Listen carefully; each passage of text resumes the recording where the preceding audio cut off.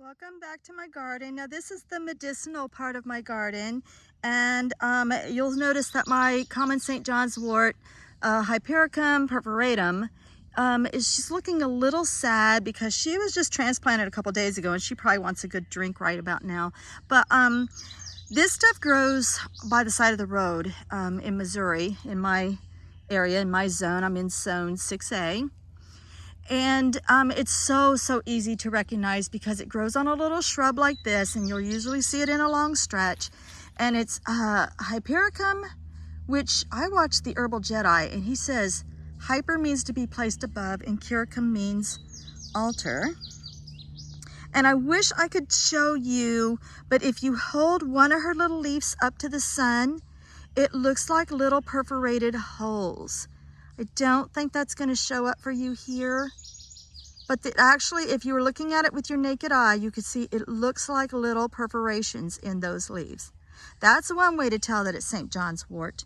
And then I just stopped and gathered a bunch. So another surefire way is to look for that chemical compound in the blossoms by rubbing, of course, rubbing the blossom in your fingers, and then looking for that telltale purple.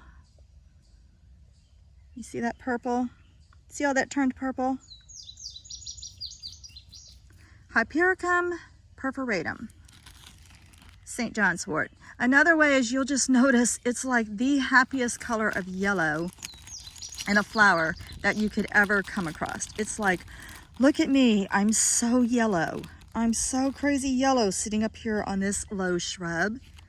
Come pinch my petals and see if I turn your fingers purple, and you'll know you have common St. John's wort. So these are a little moist still, and they were sitting by a dusty road. So I'm going to take mine in and rinse them off, lay them out on paper towels, dry them for about an hour, and then I think I'm going to go ahead and tincture this up tonight. I'll show you how I make a tincture and talk a little bit about what it's for. I need to water my St. John's. She looks so sad. I need to go get some water for her.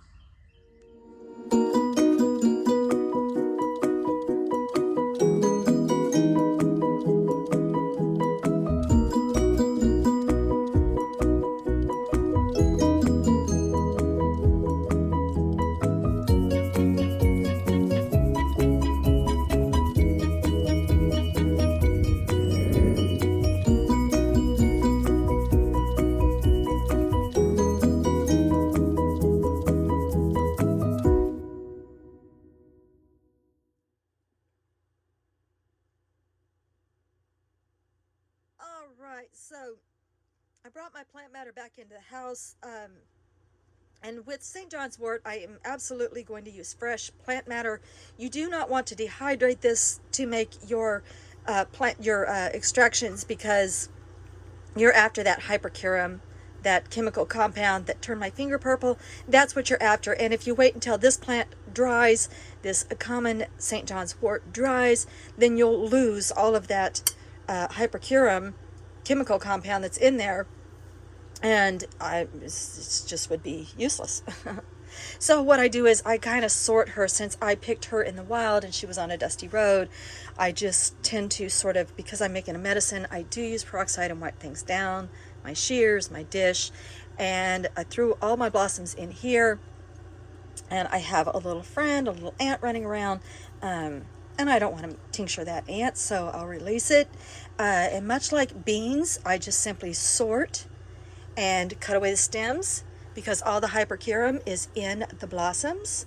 And so I'm going to rinse this in cool water, lay it out on paper towels, and let her dry. Not dehydrate, just dry.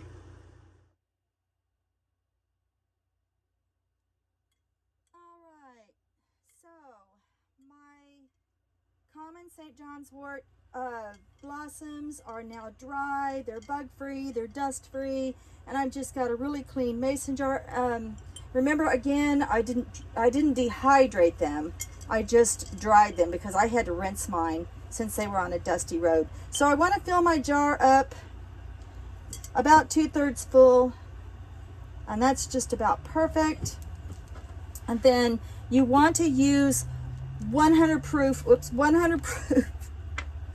Try not to show a brand, I show it anyway. 100 proof vodka, because you want to get 50% of the water-soluble properties out of this blossom, and you want to get 50% alcohol-soluble properties. People want to use Everclear. People in the liquor stores are always trying to push Everclear off on me. And according to April, She's of the Woods, then you're kind of messing around in a pharmaceutical level, and you really don't want to do that. So all you do is put your blossoms in your jar, and you want about 2/3 of your jar full, or maybe even a little more. It's okay. And then you don't want to leave a lot of head space in here, because you don't want anything to oxidize. That's pretty good. Just about to the brim.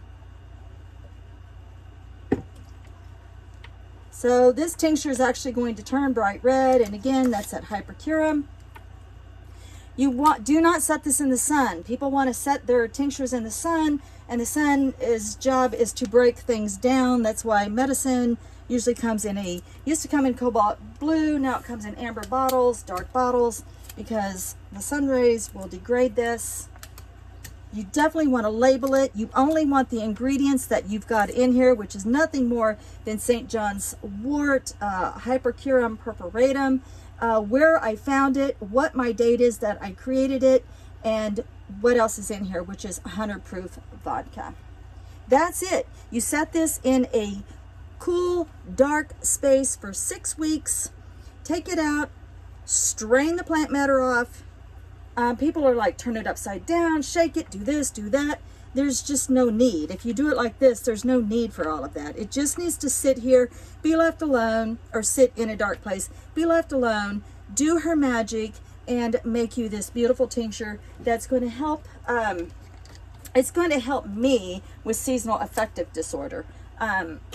If you turn this into a maceration with oil, like I was saying, there's so many amazing uses for St. John's Wort. However, with St. John's Wort, you do have to work with fresh plant material. So you'll want to either know where to get yourself a nice stash of it, make sure you're identifying it properly, or just simply start yourself a medicine garden and grow it yourself.